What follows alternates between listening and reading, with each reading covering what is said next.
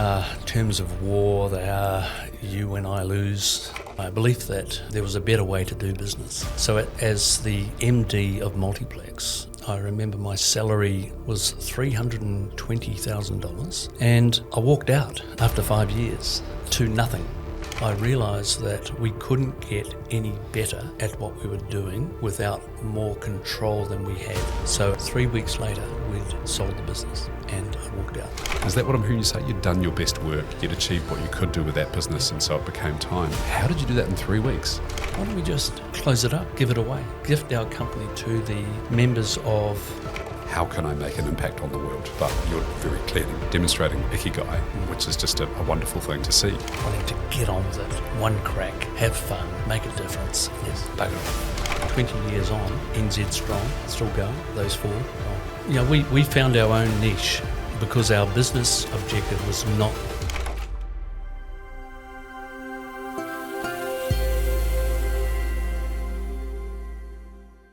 You're about to hear from Shane Brealey, the founder of NZStrong and NZ Living, both organisations which he went through a really unusual process of exiting. The second one, in fact, he gifted to Simplicity and the team headed by Sam Stubbs.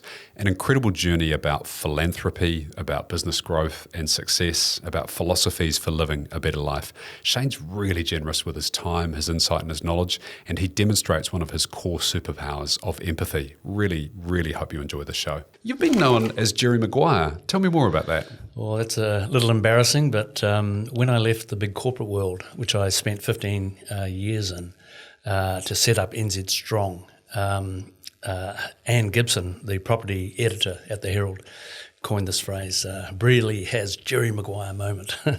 And so that's where it all started. Okay, got it. Yeah. Well, you had me at hello, so thank you for coming on the show today, Shane.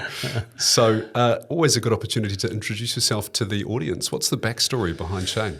Yeah, so born and bred in Thames, small town New Zealand, to a seamstress and a foreman fitter welder, my father was, became a publican. Thames, hunting, fishing, small town, small school, one school. 4 children from our high school each year of 800 people went to university. That's wow. it. So it was pretty, simple beginnings, but yeah, very satisfying. Yeah. And then went to Canterbury University, studied as an engineer. What type? Civil engineering. Graduated 72nd out of 74 well done. My class. 73 and 74 didn't pass. So that to me was the perfect result. Not too much effort, got the outcome. And then, but the big impact that university had on me was I figured out in my first year what is the answer to the question, what is the most important thing to come out of this tertiary period? And most people were thinking about their careers and what they wanted to do in a career, which might last 30 or 40 years. And I was thinking, find my soulmate. This is a target-rich environment. I'm never going to have a better array of possibilities. That's a 70-year decision. Career second. And that's where I found my wife, Anna. Yeah, so that was... How did you meet? While everyone else was studying and drinking, I met Anna at the Hall of Residence in Auckland, Grafton Hall. Mm-hmm. Old enough for it to be demolished. Mm. So graduated with a Bachelor of Engineering. Yep. Went into the workforce. Yep. Worked for a design and build company in Hawke's Bay briefly. Then did the usual OE across to London. Did some design work over there, but it was just a means to a pub. And then came back 2 years later and started my corporate career, which was 5 years with Lend-Lease, 5 with Mirvac Developments, and 5 with Multiplex, all big Australian corporates, and learnt my professional sort of career discipline there. Yeah, very privileged to work, particularly Lend-Lease. Yes. And that's where the whole waste elimination, Toyota way, good corporate discipline, ethics, values, all sort of stem from. Mm. During that time, you were responsible for bringing some of the more iconic buildings in Auckland out of the ground as well. Can you tell us about a couple of those projects?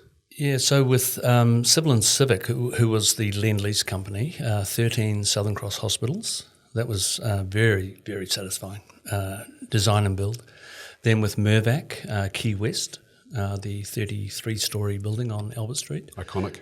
Yep, and the hotel we ran down in the viaduct, the Siebel. And then 5 years with Multiplex, 26 big projects, starting with Metropolis, Chancery Lane, and 24 other big, mostly residential apartment projects. And I came to, not fully admire the client group as residential property developers. And we'll come to that role later. Yeah, I great. mentioned in the discussion. That's a great teaser. Yeah. So then you had your Jerry Maguire moment and you left the safe confines of the corporate, and you had a very senior role. You were running the New Zealand operation of these businesses. So, multi-hundreds of millions of dollars kind of projects coming through. So what was the thing that prompted you to go, it is now my time to go off and pursue this self-employment thing? Well, it was a belief that, and back to your opening comment about Jerry Maguire, belief that there was a better way to do business. So as the MD of Multiplex, I remember my salary, and this is 20 years ago, was $320,000, and I had a bonus of some 60, so $380,000, and all of the trappings of a corporate role, cars and all that sort of stuff. And I walked out after 5 years and to nothing with the support of my family. Now, we had a $1.1 million home. We had a $300,000 mortgage. We went to the bank and asked for a $500K extension on that. So now we're sitting there with $500K bank facility, a $1.1 million home with $800K of debt and no income. And we started NZStrong. Mm-hmm. Yeah. What was the beginning days of NZStrong like in terms of getting presence in the market, winning? It was a construction company, right? Yep. So you were going head-to-head with not quite in terms of the scale, but philosophically and business model-wise, you were head-to-head with your old employer and others that you'd worked around in the marketplace with. So what were the early days like? Well, we were called NZ Week by some. People at Mainzeal, people at Hartness, people at ABL, people at Multiplex. 20 years on, NZStrong, still going. Those four, gone. So, we found our own niche because our business objective was not to go head-to-head in a tender market. We were going to provide a superior service. And just to give you a quick example of a point of difference, at Multiplex, I had a full-time in-house lawyer. I had a $500,000 line item in my overheads for legal expenses to negotiate contracts and have legal disputes. Never was there a year we didn't spend it. 10 years of NZStrong, our legal costs were $10,000 for the time, and that included setting up the company, the shareholders' agreement, the constitution. Yeah. So It's been said from the outside that construction is a very litigious sector. One of my neighbours is a partner in one of the big law firms, and he is a part of the construction division, and that's their most profitable, I believe, part of the practice because constantly in and out of the court environment. For people from the outside the industry, why is it so litigious? You're pitched against each other from the outset. So a contract is, one party profits at the expense of the other. So if the builder makes a dollar, that's a dollar that the developer would rather not have paid. And so there's only so much money in the pool, and it needs to be divvied up between those two parties. One or the other gets a lion's share of it at the expense of the other. So it's just so confrontational rather than the win-win. Rather than we can all think smarter, work smarter, and all do well here. And that's what NZStrong did and still does. Yes. Yeah. The building that we're sitting in today, I own a segment of and chairing the body corporate in it. And we have a seismic project that's underway at the moment. And long story short, the project went from being $1 million to $5 million in the space of a very short period. And so I started to scratch the surface of it thinking this is just wrong because nothing's changed in the building. This is a 100-year-old building. We're about to turn 100 next year. And what I discovered is that the incentives are completely misaligned in the industry with giving the best outcome by all of the stakeholders. And so it's better for the contractors, for the consultants, if more money is spent rather than less money is spent. And so it was a really stark awakening for me. Do you have a commentary on that, the incentives that sit around in the industry? Well, they are terms of war. They are you win, I lose. And, with our current operation and the source of our personal wealth creation, we've tapped into a solution to those issues. It's a red ocean, and the industry hasn't changed in the 38 years I've been in it, and I can't see it changing anytime soon, and that's to the detriment of everybody in it. The majority of people, there's the financial harm, but there's also the psychological, the personal harm, the grief is, to me, just overwhelming. And one of the major reasons I got out of it, and now trying to explain to people that there is a different way, a better way, more satisfying way, and more enriching way.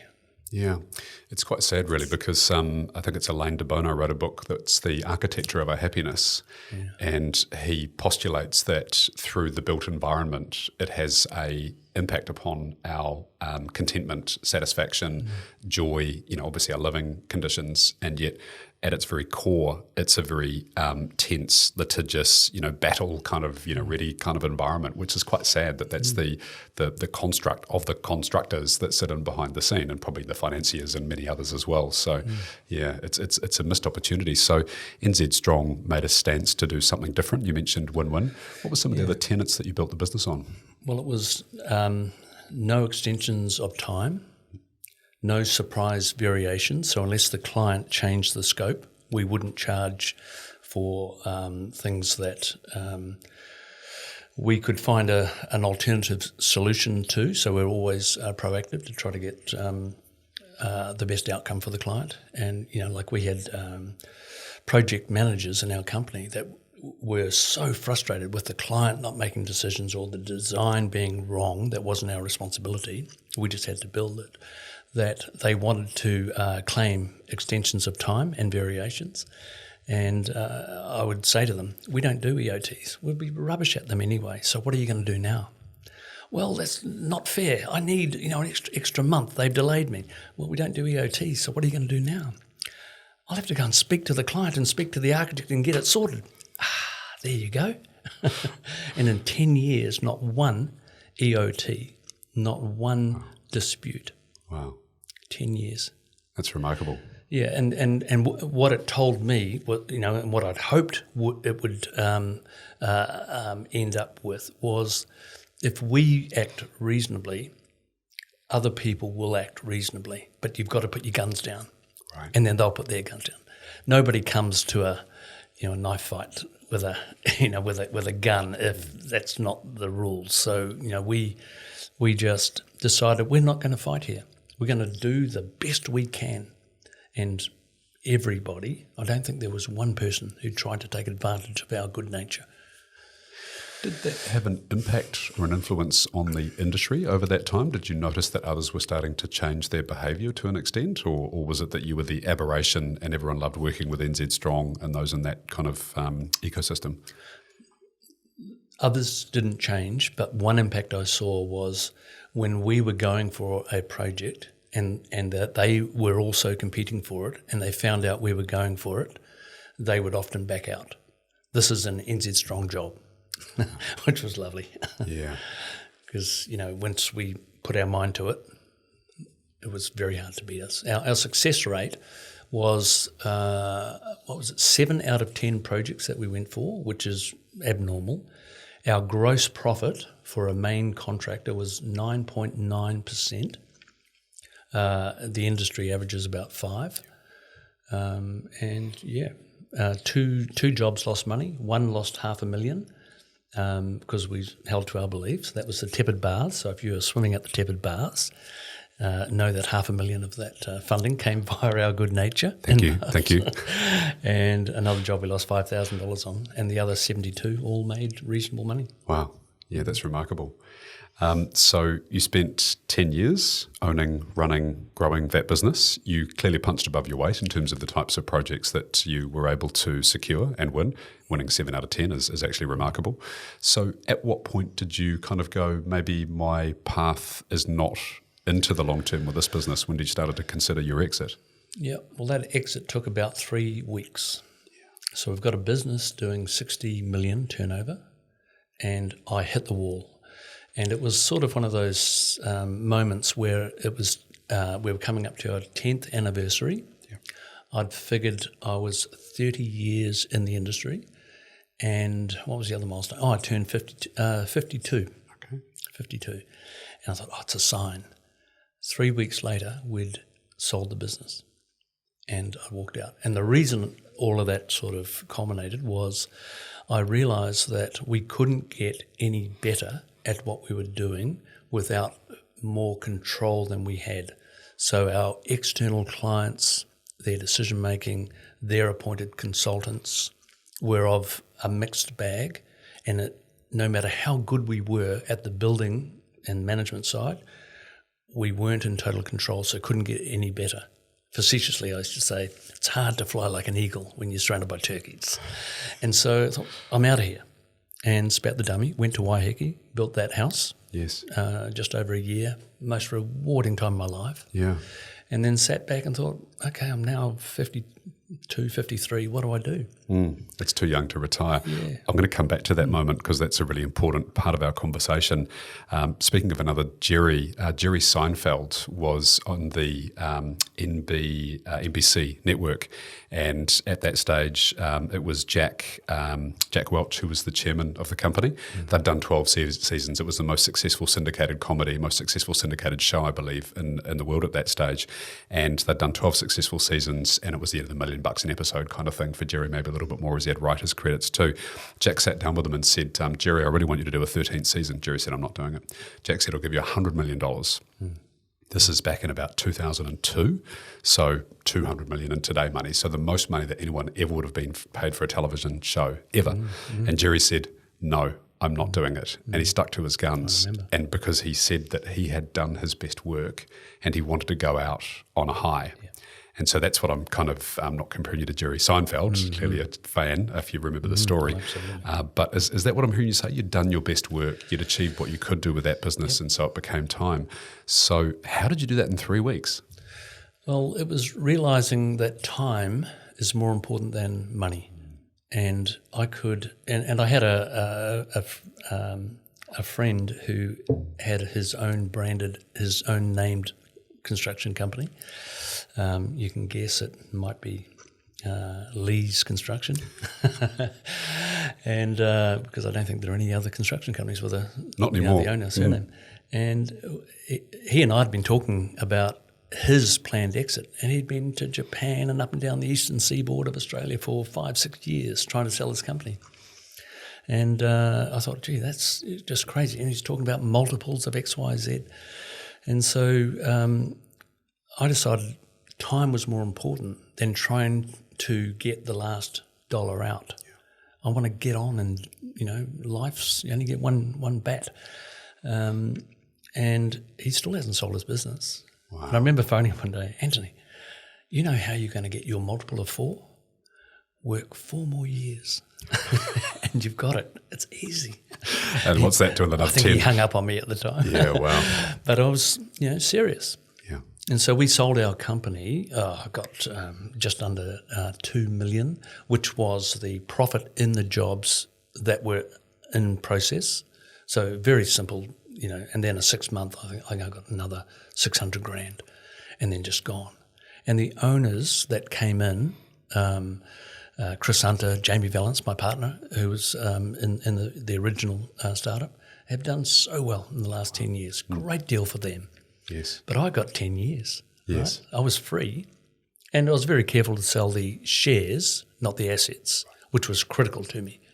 Not the highest dollar. I wanted to sell the business, not the assets, which is your usual de-risking sort of technique. Yes. And so one was one of your business partners, and then another was external. And so you provided some vendor finance to them for $600K? No. No? Okay. So they turned up with some cash. They went to the bank, turned the deal around quickly. Okay. Yeah, great. And done and gone. Yeah, amazing. The first of two that I know of unorthodox exits. But then we decided to take some time out, some intentioned time out, early 50s. So still plenty of gas left in the tank, if I may say. And so you went to Waiheke. Now, we had a chat off camera about the project that you did at Waiheke. It'd be great if you could recount that story, because there's some really interesting kind of lessons that I picked up from that.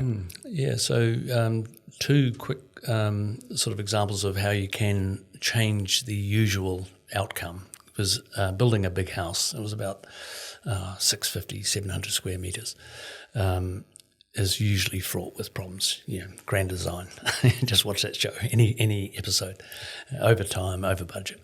And so the designer said, I've never designed a house for less than 6,000 a square metre.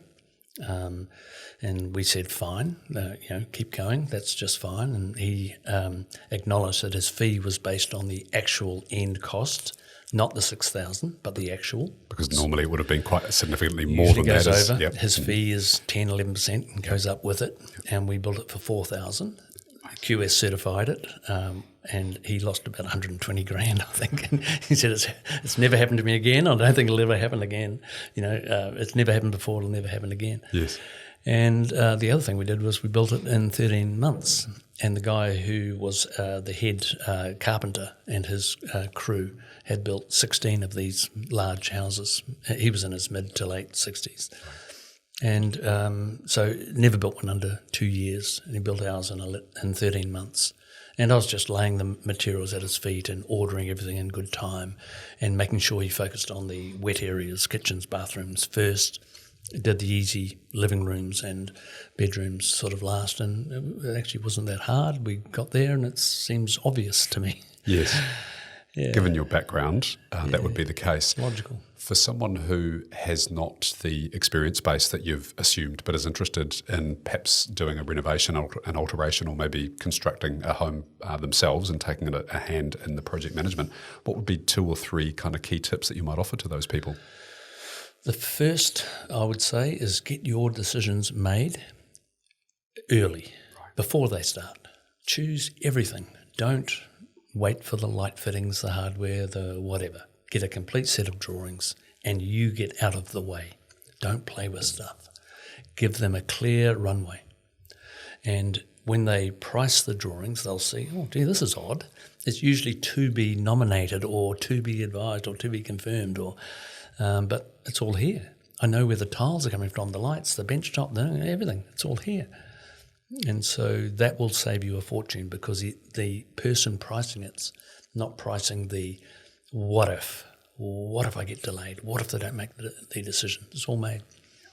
And then choosing the right business partner. So don't just choose on price. Don't choose on tender. Get a relationship with the person you're going to be delivering that personal project with.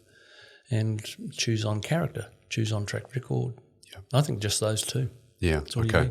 And by business partner, is that a mix of the architect, designer and the contractor? Yeah, quite right. Yeah, okay, yeah, great. Yeah. And ideally the architect and builder should have a relationship as well, so you form the triangle. Yeah, got it. Because there's a lot of trust that's needed between the design and the builder. Yes. Because not everything can be on the drawing, but if they've worked together, they'll know where he's going. Yeah, right, got it. Yeah. There's a beautiful metaphor there, actually, or analogy, in that if you're going through a process to sell your company, then you need typically a great M&A person on side and also a great lawyer. And so then as the founder or the key shareholder, you get those 3 together. And once you align, magic can happen. So, yeah, that's an interesting metaphor. So you brought the project in. It was the dream home on Waiheke. It brought it in early. You're still, kind of wondering where to from here. So what was the genesis and the birth of NZ Living? Yeah, so it was a combination of two things. One was I didn't want to be the grumpy old 70-year-old in my old age, thinking, man, what if we'd had another go? What if we'd been put ourselves in the position where we're the client, the investor, the project manager, and the builder? What level of waste is there in this construction system? And what if you could take it out? And I didn't want to die wondering. So we went and bought a block of land, formed NZ Living. We drove it like our house. Had a very good friend in the quantity surveying business called Conrad Trankel's White Associates. And he said, Shane, you're an optimist. I don't want to see you lose your shirt. Let me do a free cost plan for you. I'll just help you out. Just put it in the right ballpark. Yeah, which he did, and it was great, and we beat it by 35%. And so Anna and I put 8 million, I think, in, which was pretty much everything we'd earned to that date, into this project to minimise the bank funding. When we borrowed, I think, 11 from ASB, delivered this project, and made 11. On the first project? Then we did a second project. We put 6 mil in and made 6. Put 6 in, got 12 out. Yes. I'm like, oh, okay, we'll do this a few more times. Yeah, the economics really stack up here. Yeah. And this, by the way, is affordable living, too, to put some context around it. So, yeah, well, over the 10 projects we delivered in 6 years, 700 homes. We kept 100 and something for ourselves, and the other 600 we sold, and we sold those 600 at collectively 30 million undervaluation. So on average about 50K each undervaluation. So all of our buyers got a good discount to norm. And what we were doing was we knew what it was costing us to build, and you put a reasonable margin, and then we sold for that. But what a typical developer does is sells for as much as they possibly can to maximise the revenue, and build for as cheaply as you possibly can, and the difference is yours. Yeah. Whereas we didn't take that approach. We knew what it cost, added a reasonable margin, and that's what we sold for. Fundamentally, is that a sense of like deep fairness inside you, or something different? Because if you're fundamentally, almost diametrically opposed to the industry, you've spent all this time and years and years and years. What is that philosophy? Where does it come from? Well, it's a whole lot of little sayings. I've got a mind full of little sayings, and they come from great people I've worked with or books I've read, and I was an avid reader of business books, Good to Great, Toyota Way, 7 Habits of Successful, and all that. So I was a junkie in my 20s and 30s, even the videos, that used to be around in those days, and little snippets. So to answer your question on why we were selling for less than perhaps we could have, a saying from Henry Pollock from Mirvac, always leave a little salt on the bread. Robert Hamilton, the co-founder of Mirvac, you don't go broke making a profit. Another one, it's never too early to close a good deal. Whereas, a lot of people they hang out for more. They just want to maximise a deal. You don't go broke making, a good deal. Just move on. Yes. There's another expression, which is the wealthy exit too soon. Yeah. In other words, the business is on the way up. And you talked about Lee's construction and how 10 plus years later, he's still waiting for that right exit to come along, as opposed to going, what's most important, what's the reasonable value that sits inside this asset, and what do I want the rest of my life to look like, rather than being tied to something which can happen over time. So, I really, really respect that. The wealthy exit too soon, and the bankrupt exit too late. Right. Might be the... the corollary to that. Yeah. So you built NZ Living, you did 11 projects. 10 or 11, 10 or 11. And then you made, and this is how I came across your details, is we both know Sam Stubbs, founder of Simplicity, and a bit of a legend in New Zealand. And then you made the incredible decision to give that company to Sam. And the charity particularly. Tell us about that process, how that came about. Yeah, again, I thought really long and hard about it for about 3 weeks. There's a trend happening here. Yeah, and again, time versus money equation. Yeah. And so we'd made all the money we could ever have wanted, and will never live long enough to spend. And so what do you, now, what was that, 58 years old, 10, 12 good years of, optimal experience plus youth plus energy plus cognitive. What should we do with it? And so I posed the question to my wife, Anna, wife and business partner, why don't we just close it up, give it away, gift our company to the members of Simplicity, KiwiSaver, 165,000 members. We've got this IP, we've got an incredible team. What better use of your time? Make yourself useful was the objective. And so, the other beauty of being a volunteer, because we've not only gifted our company to them, we've also volunteered to work pro bono for a decade. Wow. And Sam had to ask me 3 times, now, can I just check? So you're, and we don't even want a company credit card. So all good. And that started the incredible journey of Simplicity Living. So Sam was the big, Sam and his co-founders at Simplicity, who started about the same time as NZ Living. So we're both about 5 years old when we came across each other. And I was looking for a big source of cash to put to good use, to generate surpluses to benefit a wide number of people. Because what we were doing at NZ Living, and in fact what triggered the start of the 3-week exit, was seeing Audis, BMWs and Teslas in the car parks of the developments that we were selling the homes in for 50K less than valuation. I thought, hang on. Something's wrong. What's going on here? And so we were helping hundreds of people with our IP. Invariably, when they sell those homes that we sold to them, they would sell them at full market price. Yeah. And so there's no lasting benefit to the housing solution in New Zealand. There's no legacy of our efforts in our IP. So that gave birth to Simplicity Living. Mm. And so what is the legacy that you're endeavouring to leave behind with Simplicity Living? Well, the first step is 10,000 homes. That is a dry, warm, secure tenure, more affordable, alternative housing solution to home ownership. It is to generate outsized returns for the members of Simplicity, which has the objective of attracting more funding, because if you've got great returns, you'll get more investment, which will allow us to build more homes. So 10,000 is our first milestone. We'll just want to keep building. So we've got 165,000 members benefiting. When we've got our 10,000 homes, we'll have 25,000 thereabouts residents benefiting from a nicer, better, more affordable home. And then the third objective of the Simplicity Living entity is to freely share our IP.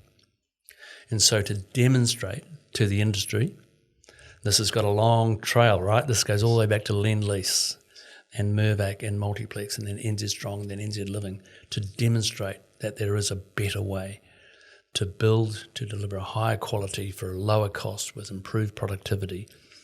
And to do that in hundreds isn't really a great, case study. But when you do 10,000, you can't ignore that. Yes. Maybe we were just lucky 20 times in a row.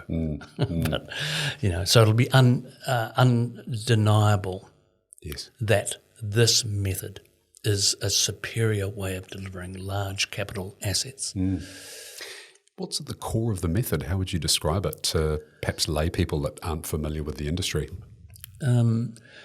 The Toyota way, waste elimination, Yes. continuous improvement, take out the frictional losses, collaboration, using people's desire to improve and do better rather than defend. and try to survive. So when our team gets out of bed in the morning, and when I say our team, I mean our architect, our engineer, our subcontractors, our electrician, our tiler, our brickie, our site managers, everybody, their first thought, I would like to think, and I'm reasonably confident I'm right here, is how am I going to impress today? Yeah. Not how am I going to profit today, because we put the profit to one side. You're safe on your profit. Now, how are we going to work together to get more productive, more efficient, so that we can all continue this relationship? Apologies for the interruption, and thanks for listening to the show. These shows take resources to build and put together. We have a team of producers, we have some promoters behind the scenes, and of course we have the guests that generously give their time to come on the show. My only ask of you is that you go and check out my website. I advise founders on how to build value and how to navigate the exit process successfully. We have a diagnostic on the website. There's an ebook that I've written. There's a free chapter of my upcoming book, Wantrepreneur, on there. So I'd just urge you to take a couple of minutes and go and check out joshcomrie.com. Yeah. This is a beautiful thing. There's a model, two that spring to mind, purpose, planet, people, profit, the 4 Ps. Yeah. And I think what a lot of people do with that model is that they focus on the thing that is probably going to appeal to their ego the most, which is probably going to be the profit aspect. But you're very clearly focused on purpose at the outset. There's another one, which is the Japanese model, ikigai.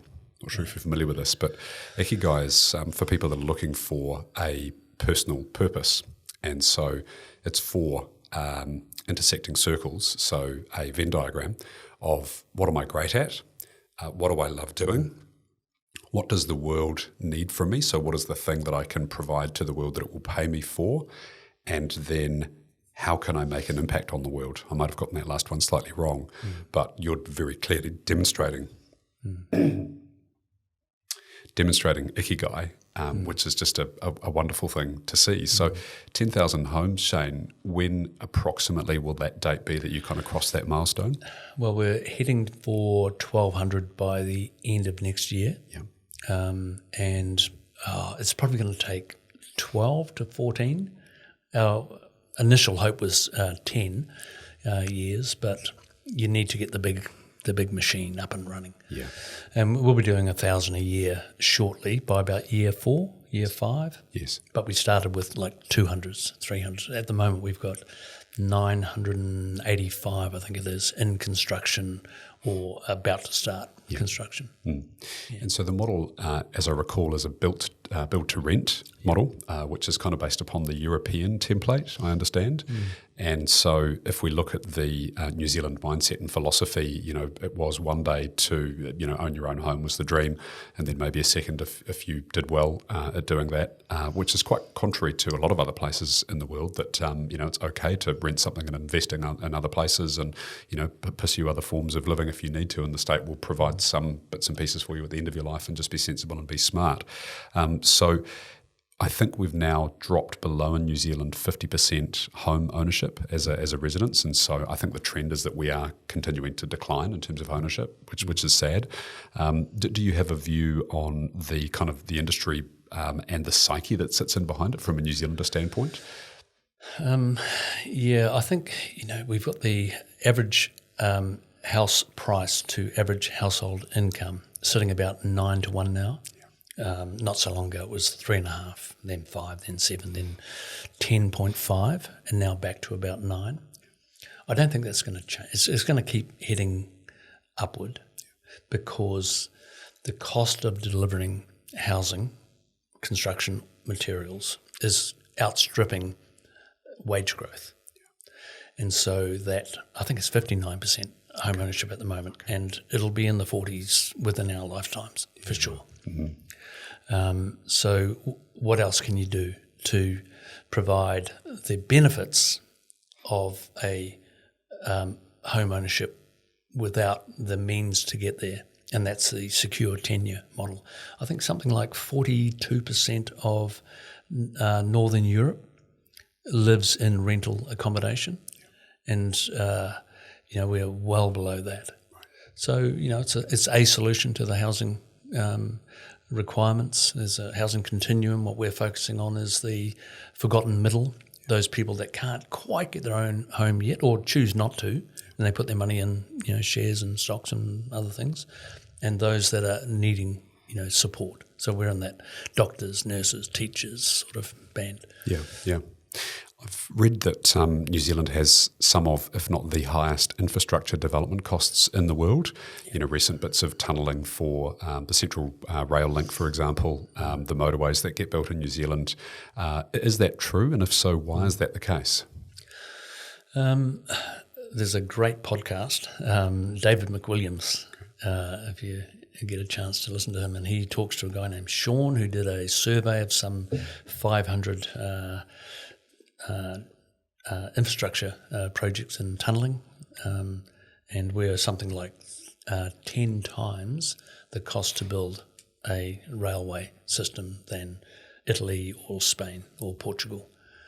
And the main reason that they conclude is that we've lost our client-side institutional knowledge to drive projects. We've outsourced the client role to consultants, right? Who don't have the motivation, because they're there for fees rather than having deep knowledge of what the infrastructure should be serving, and making decisions based on that. So you end up with another couple of travelators, another couple of lifts, another extended platforms, and there's another 100 million, and off you go.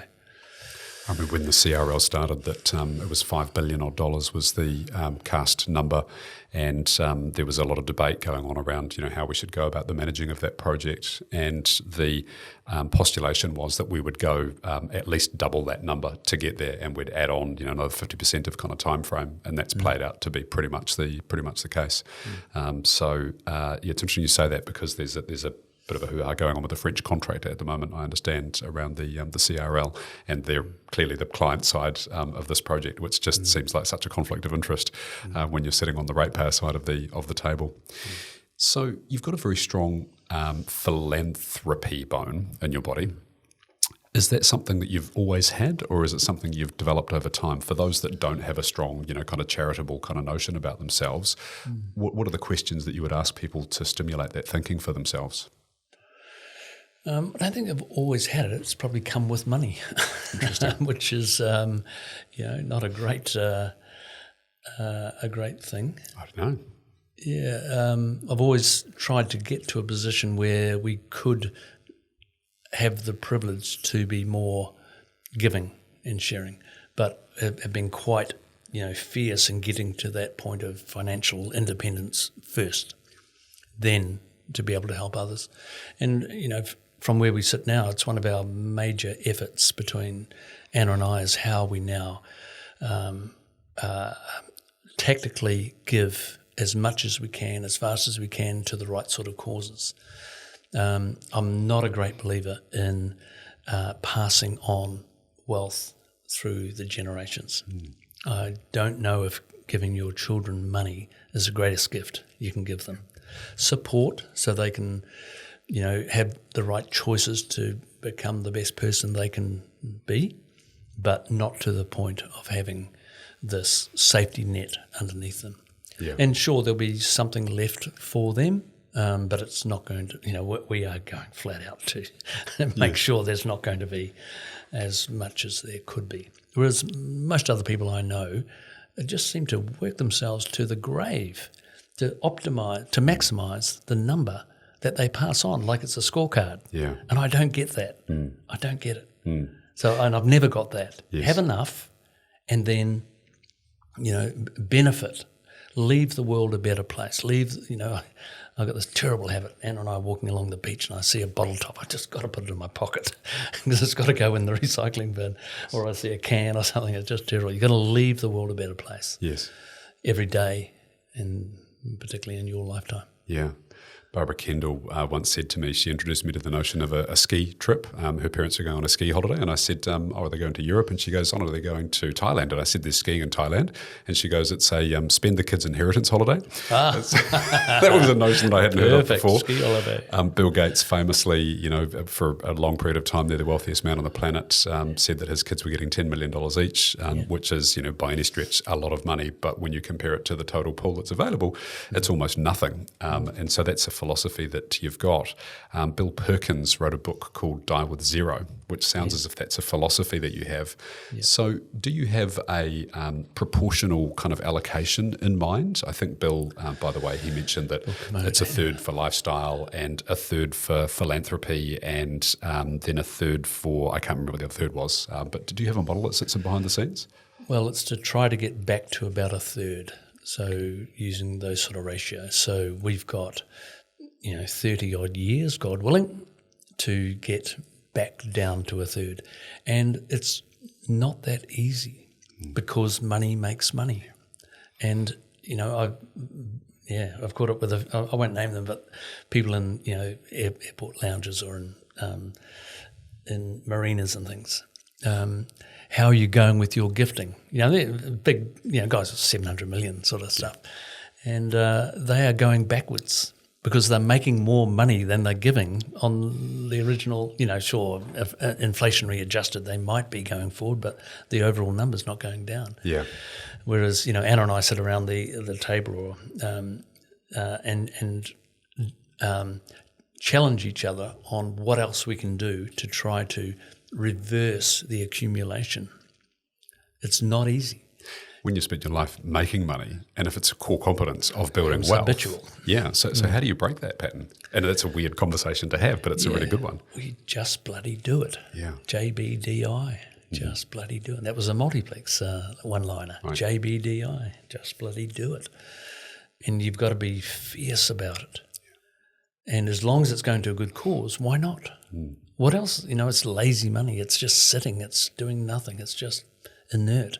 And if you don't make I remember, who was it? I think it might have been Bill. So he had a challenge that he was given to give away a certain amount of money in a certain period of time. I think he was only given 10 years. And that kind of thing is great. You need a date. I want X by this date. And if you don't subscribe to the theory that, you should be giving away as much as you can, as soon as you can, then you must be lacking ideas, or you think there aren't enough urgent or meaningful projects available now. It's the only reason you wouldn't do it now, because if you do it later, you've missed that opportunity, that period of time of making a difference.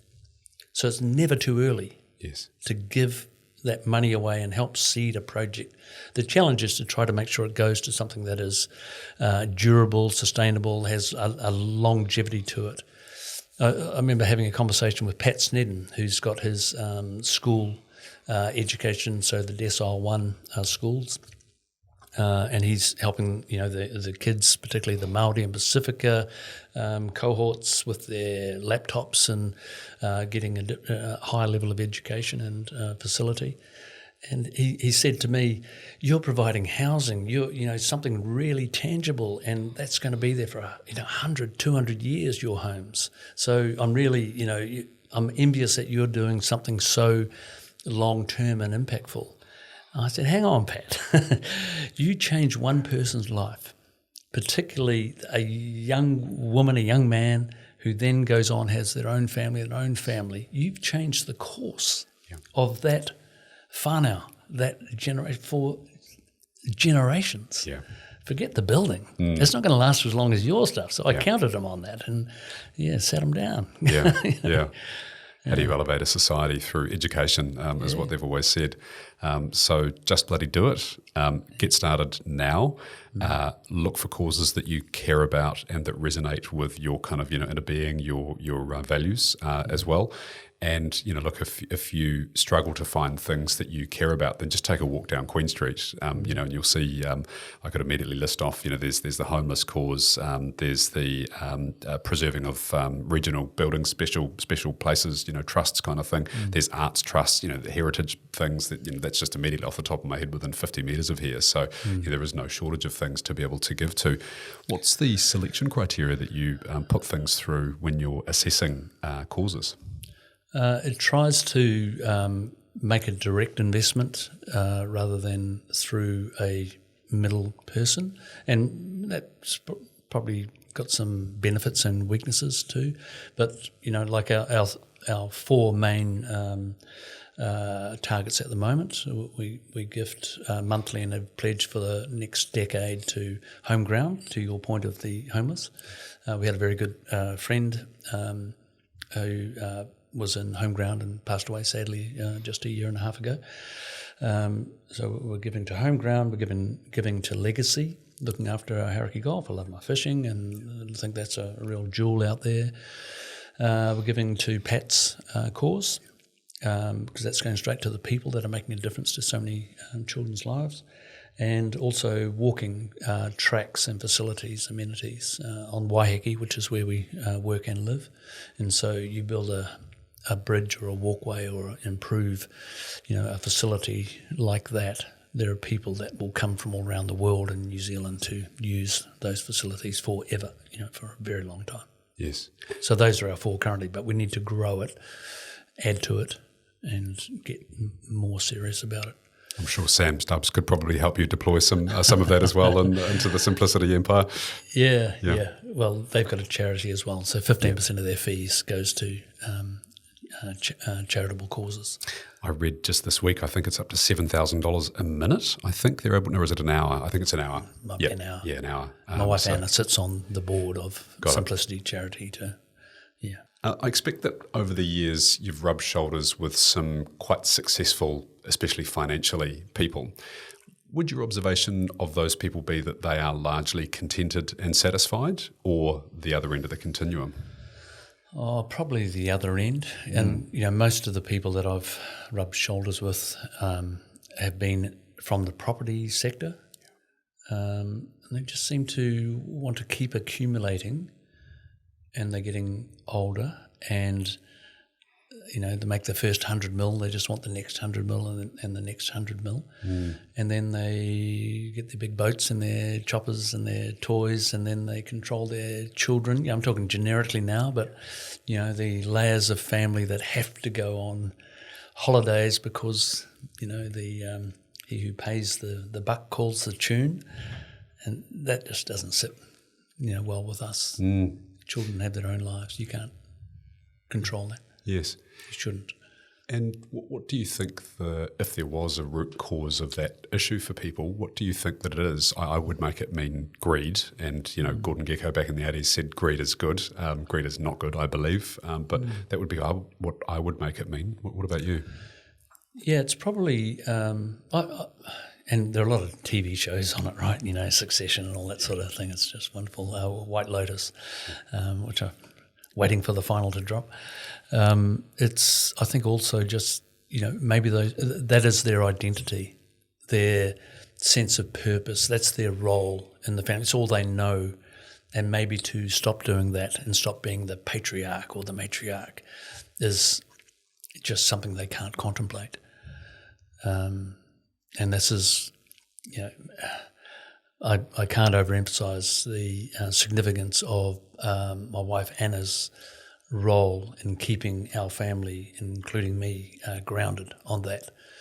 So to me, it's not the money, it's the sense of purpose, the sense of, giving your knowledge, giving people maybe a good start and letting them pursue their own dreams. And the idea of being that controlling patriarch just doesn't, it's like theft. It's like stealing their own ability to achieve their own. So, we offered our business NZStrong in the early days to our three children. They all said no. Asked them a second time, all said no. Asked three, all said no. And said, right answer, boys. And I was sort of thinking, well, hang on, why? How come? One was an engineer. The other two were in sales and marketing and IT, and so could have fitted. But quickly realised through a bit of assistance from a very well-grounded life soulmate, Anna, that it was absolutely the wrong thing. And so and it's just brought us so much happiness and joy. And now, and back to simplicity, Sam often, profusely thanks us for our giving of our time and our IP. But I flip it back on them. Everyone, what you're giving us is the opportunity to have this sense of purpose and achievement. You can't put a price on that. It's not us giving. It's you've helped create the opportunity that we are all contributing to. So there's no thanks from either party. We're all just very blessed to have come together on this exciting purpose. Yeah. It's a true symbiotic relationship. Mark Twain said that the two greatest days of a man's life are the day he was born and then the day he figures out why, which is the whole purpose piece. And talking of pithy quotes. Yes. And so a lot of people struggle with that sense of purpose. And I think particularly in this day and age, the audience of this show is kind of 30s, 40s, 50s. But I do count in my social circle some people in their 20s, and there's kind of a bit of an existential angst that's going on for people. Climate angst is a real thing. There's a lot of we'll never get ahead in life kind of thing. That's perhaps a conversation for folk that are right in that space and sphere. But back to the purpose piece, Shane, how did you go about discovering what your purpose was? Well, I've always had a sense of impatience. And you've only got one shot. I'm not a religious person, but I do believe in mortality, and you've got one crack at it. And I'm really impatient. I've got the attention span of a gnat, and I just do things. And if they don't work out, I quickly adjust and I can sort of correct. But so for people who are in their 20s, 30s, 40s, to have that sense of impatience, you've got one shot. What are you going to make of your lot? I also had a medical incident at 54. So I had a bad E. coli infection, really rare. 7 people, I think, in the country have it each year. And I was very close to not making it. And so that sort of galvanised me a little bit. But it was just a milestone on the lifelong journey of having a sense of wanting to get on with it, make a difference, one crack, have fun, make a difference, and then bugger off. Yeah. Make yourself useful and then bugger off. Yes. My personal journey through purpose was that I reached 42 having pursued financial freedom, which was a certain amount of monthly income generated from the assets that I'd built up. And I achieved it at that stage. I think I was 2 years late from my original plan, but better late than never, still relatively young. And it was a bit of a hand grenade moment in my life at that point because I didn't realise that I'd made financial freedom my purpose. And that's a goal. And if you achieve a goal and that was your purpose, then you kind of go, what does it all mean and what am I here for now? And it became quite existential angst that came up for me, which is, a poor guy, but it was a real thing. I then spent the next kind of 3 to 5 years pondering what the next and the most meaningful thing for me to contribute to was, and I was able to kind of land on something which I'll share, and people have said to me subsequent to the sharing is, that's a great purpose. I want to have that purpose, and I'm like, take it, it's my gift to you, but it is to grow great people so that together we may make a difference in the world. To grow great people so that together we may make a difference in the world. And for me, it kind of talks to growth is at our core. It's my leading value. I believe that we're here to realise the gifts that we have been given, pursuit of the things that we've been bestowed upon us, and in service of something greater than ourselves, ideally, a cause, humanity, nature, one of those sorts of things, and hopefully to make a difference in the world, which is the term they used as well. So a lot of overlapping there. I think that all, great purposes tend to be quite aligned in some way, shape or form, and they're in service of something greater than ourselves. Yeah, no, that's dead right. If you have an extraordinary talent, a gift, you owe it to yourself and everyone around you to share that. And it's not hard to do. Yes, because it's very rewarding. It's a two-way street, right? You're not only giving, but you're also receiving. Yes, and the satisfaction. Absolutely. So you've been with Anna since you were 18 years old. Mm-hmm. I won't age you, but that's clearly the great majority of your life. Yeah. This is not a show about marriage, but this is a successful show, really, is what we're kind of here to talk about. So what are the things that you believe have enabled you to enjoy such a great, healthy, long-term, really positive relationship? Having your separate departments. So hers has been the finance side, the home. I'm 2IC, in all of these departments. I'm in the sort of entrepreneurial, making money, and that side of things. And the opposites attract. Good safe pair of hands. She's the croupier at the casino table. I'm the gambler. So we might make 100, chips. She'll take 97 of them and then look at me when I'm scorning her, saying, "Hey, hang on, that's mine. I've made those. I'm going to double it up. I'm going to try and make 400 chips. All I have to do is double it twice." And she'd look back at me and say, "If you're as good as you think you are, you'll make it with 3." I'm having the 97 down my little croupier hall. So and I probably would have made and lost a fortune 3 and 4 times over. Yeah. But instead, we've been like the icebreaker, just going through a purposeful journey, accumulating, using our knowledge and gifts and experience to just continue to do better each year with her steady hand. Yes. Wonderful delineation of responsibilities, sticking to your lane as a good business partnership should as well. And I suspect along the way having a healthy amount of fun on the journey too. Yeah, we've always taken time out with our 3 boys. From the age of 5, we would take 8 weeks a year out, and 4 of those would be overseas with backpacks on, climb Kilimanjaro, Inca Trail, all through the Amazon and, all sorts of countries all over the place. Always, the airfares were half the expense. The other half was the food and the lodgings. Yeah. So we roughed it, and they're all avid travellers now, and so giving them a bit of exposure to other cultures around the world and how we are very privileged here. So went through China and African countries, and I think that was probably a better gift than any financial sort of gift was with our family bond. And we're still travelling now, right? Our kids are 34, 32, 29, yes. And they're our favourite travel buddies. And they bring their partners, and it's great. Yeah. An inspiration on many fronts, Shane. You mentioned earlier on that you nearly hit the wall. Is that when you had the E. coli infection, or was there something different? I'm curious about scratching the surface of this kind of burnout thing. Yeah. So I probably had 2 or 3 events. One was 2008, the GFC. NZStrong was 5 years old, and we had 3 projects. $80 million project about to start construction, awarded preferred contractor, a $40 million project with AMP to do a shopping centre, and a $5 million little stocking filler, and 60-odd staff.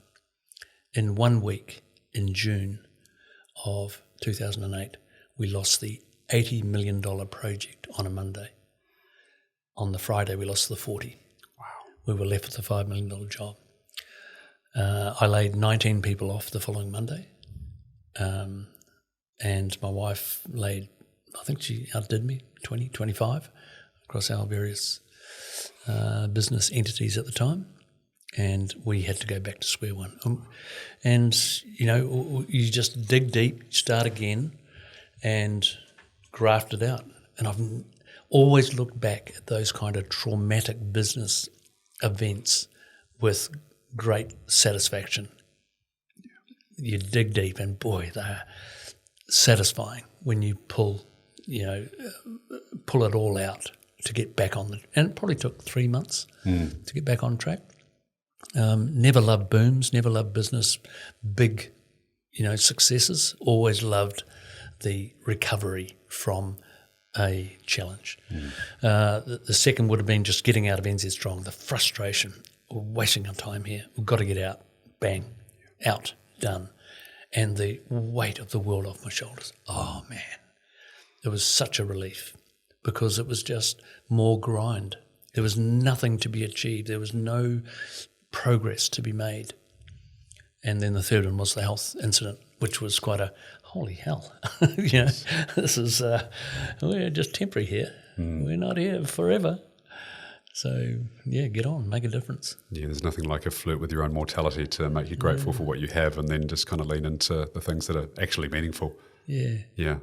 So my innate sense of impatience is now amplified. Yeah, it's right. just, get on with it. Yeah. Get on with it. You've talked about the IP that sits in NZ Living and that you've made that kind of freely available. If someone's curious about that, where would they go looking?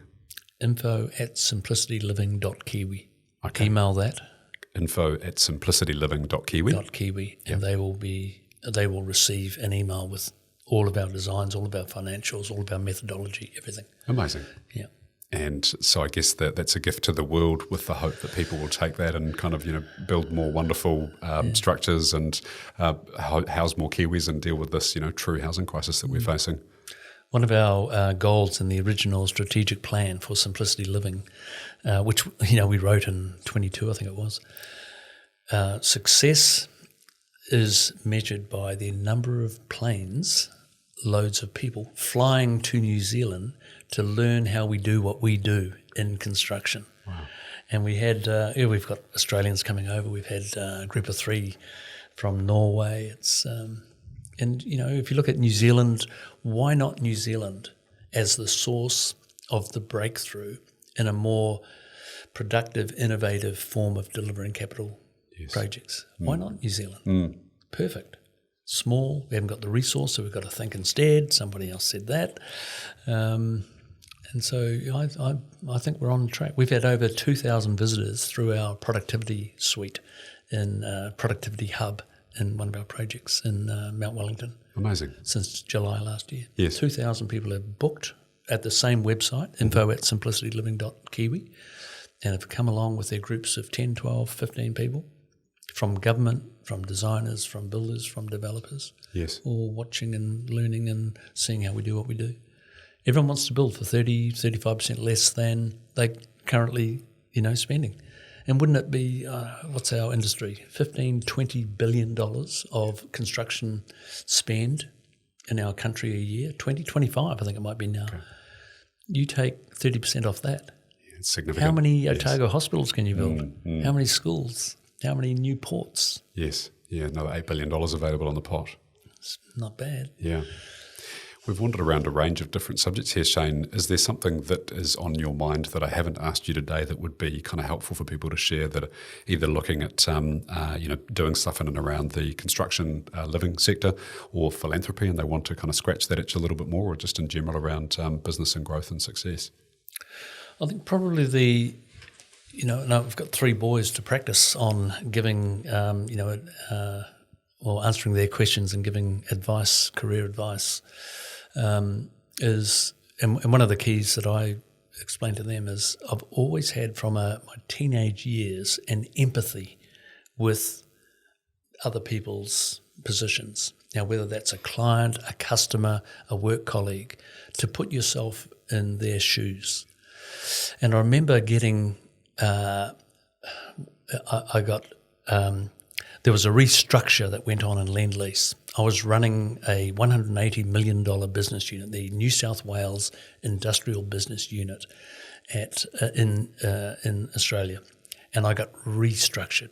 You've lost that job, you're in it for 6 months, you're now, whatever you want to do. It was almost like a redundancy, like a sacking, but it was a new guy came in above, restructured. I lost my sponsor, and he grilled me. And he said, what is it that you bring to this business? What is it that, that is different that should convince me to leave you in this very senior role? And I remember I said exactly that. I've got an empathy with customers and clients and staff, and that I'm confident is going to see the businesses that I'm heading up do very well. It was but it came from the heart. I really meant it. And I don't think I fully understood it, but that has made all of the difference in the subsequent 25 years. And whether it was in the next roles I had at Mirvac or Multiplex or NZStrong or NZ Living, that has been the common thread is having that empathy with other people's positions. And you can derive all sorts of things from that. Don't be too greedy. Try to find a solution, not try to be contractual and benefit from a hard-nosed position, spending money on lawyers. And there's enough profit in anything you do if you're doing it well and productively and efficiently. There's enough for everybody. So only, smart people, clever people, empathetic people have that privilege to operate in that way. Most people have to be very defensive, very aggressive, very, cunning about the way they do business. But boy, that's not a way to live. Yeah. Empathy to me is an extension of self-awareness. So self-awareness is the knowledge of the impact and the influence that you have on the world, either in a good or in a bad way. And so projecting that out is kind of empathy, because you take that out to the world. And I believe that self-awareness is one of the most underrated of superpowers for people to have. And so it's quite clear that that's, one of yours, alongside impatience and getting things done and making a bit of a difference would be my kind of synopsis based on this conversation. Is there anything that I've missed there in terms of the kind of special gifts that you bring to the world? Spot on. Some of the most uncomfortable periods of my life have been when I've been comfortable. And that feels very uncomfortable. And I know it's like a ticking, I can hear things ticking. So I'm on top of my job, I'm in a good career position, my business is just humming. Holy shit, hang on. I know what this means. It means things are about to change, because that's not good. Yes. You cannot be content. You cannot be comfortable. Comfortable is a bad place to be. You want to be uncomfortable. Yes. But in control. Right. Yeah. I've always said to people that relish that feeling of discomfort, because on the other side of discomfort is growth. And so either as an individual or as an entity that you're involved in. And so it's quite clear that that's an ethos that you've picked up as well. The first 6 months of a new challenge, new business, new role is very uncomfortable, typically. The last 6 months is just too comfortable. Right. Instead of doing that for 6 months, do that for a month. Save yourself 5. Yes. Move back to the uncomfortable position. Amazing. Yeah. Shane, what a great conversation. So varied and so rich. Thank you for your generosity of time and insight. And for those interested, Shane Brealey is on LinkedIn, and then there's the info at, we'll insert on the screen here, simplicity.kiwi, simplicityliving.kiwi. Thank you. For those that are interested in doing things in and around the construction pace and learning about the methodologies that have been built by you and by the team, thank you. And also thank you for the work that you've done with Sam and the team at Simplicity and gifting your very valuable asset to them in your next 10 years of your life as well. What an incredible gift and very generous and very forward-looking of you. So thanks for coming on the show today, Jane. Thank you, Josh. Thoroughly enjoyed it, and keep up your good work. Spreading, this sort of knowledge is just invaluable. Thank you. Well done. If you enjoy these episodes, I hope you do. I love filming them, and the guests always say what a great and often cathartic experience it is for them. Then please do like and share. Hit me up on LinkedIn. I'm open to connect requests, and occasionally get emails from people as well asking me about my experience around certain subjects. So please do like and share, and continue to follow the show. I really appreciate your ears.